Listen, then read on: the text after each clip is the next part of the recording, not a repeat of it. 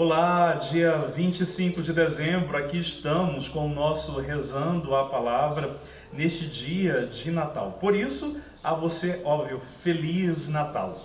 Muito obrigado por estar aqui e desejo que essa palavra de hoje, que este dia de hoje encontre você bem, sobretudo na paz e na luz do Senhor.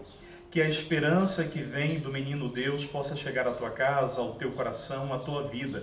Ora, querido irmão, e quero lembrar de maneira breve aquilo que ontem eu pontuava também de maneira rápida para você. Quando nós pegamos o roteiro da celebração do Natal ou a própria liturgia, nós vamos encontrar 4 liturgias distintas. A primeira, que é a da vigília, depois a missa da noite, a missa da aurora e a missa do dia. Assim, é interessante observarmos que, sobretudo na segunda, terceira liturgias, nós encontramos, por meio do Evangelho, uma clareza da narrativa bíblica do nascimento do nosso Salvador. O texto que hoje nos é proposto para essa missa do dia de Natal, com base no Evangelho de João, quer marcar de maneira mais clara este filho que é gerado no seio do Pai, o filho que vem do Pai. Tanto é que João vai dizer, evangelista, no capítulo 1, versículo 1, no princípio era o Verbo, e o Verbo estava com Deus, e o Verbo era Deus. Assim eu quero hoje ficar atento às palavras, farei minhas as palavras de Gabriel de Santa Maria de Madalena, da Ordem dos Carmelitas Descalços, no seu livro Intimidade Divina, onde este carmelita se debruça sobre os textos bíblicos da Sagrada Liturgia e traz para nós belíssimas reflexões. Assim, Deus, como Pai, o Verbo existiu desde sempre, e que no princípio do tempo presidiu a obra da criação, na plenitude do tempo se fez carne e habitou entre nós. Mistério inaudito, inexprimível, contudo não é um mito em figura, mas realidade histórica documentada. Vimos sua glória, glória como do unigênito do Pai, cheia de graça e de verdade. Assim, o evangelista conheceu Jesus, viveu com ele, o ouviu, tocou e nele reconheceu o Verbo eterno encarnado na nossa humanidade. Assim, João vai marcar o Verbo de Deus se encarnou e habitou no meio de nós. 2 informações fundamentais para dizer que o próprio Deus se faz gente, se faz humano e faz morada definitiva no meio de nós. As coisas grandiosas vaticinadas pelos profetas a respeito do Messias são um nada diante da realidade de um Deus feito carne. E de fato é, porque quando nós imaginamos tudo aquilo que os profetas sonharam, desejaram, proclamaram, quando nós nos deparamos, entre aspas, com esta loucura de Deus, nós de fato percebemos que nada se compara àquilo que foi anunciado. Deus habita no meio de nós, assumindo um caminho inimaginável, assumindo a nossa carne.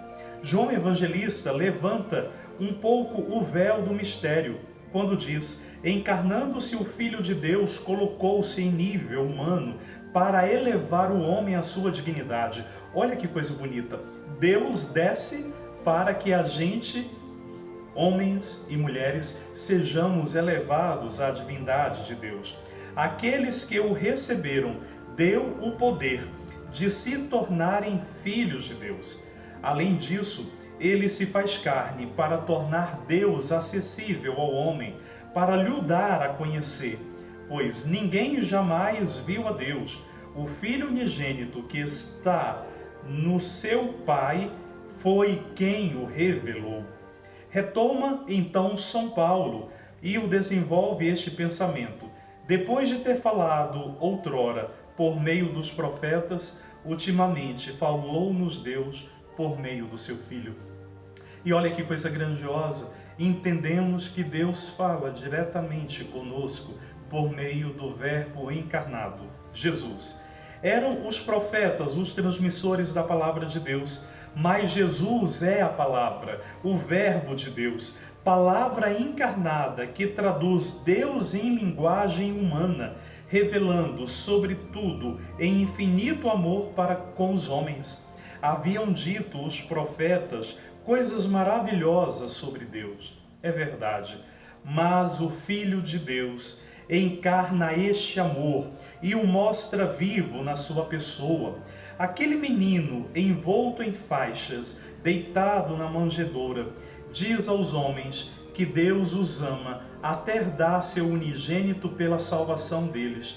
Essa mensagem, anunciada um dia pelos anjos aos pastores, deve ser levada hoje a todos os homens, especialmente aos pobres, aos humildes, aos desesperados, aos aflitos, não mais pelos anjos, porém pelos fiéis. Por isso, queridos, quando nós entendemos a riqueza dessa palavra e que nós devemos sim anunciar a esperança, anunciar a vida, levar luz por meio de nós, devemos assumir com muita clareza o nascimento do Senhor, pois vivemos um tempo sombrio.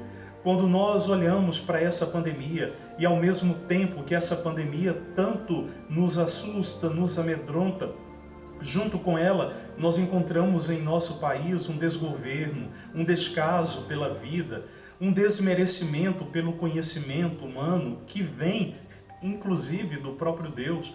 Quando nós percebemos o caos que está ao nosso redor, é hora de ter um discernimento claro, que as palavras que nós seguimos devem ser a palavra do Evangelho e, consequentemente, a palavra da Igreja, que nunca foi opositora da ciência.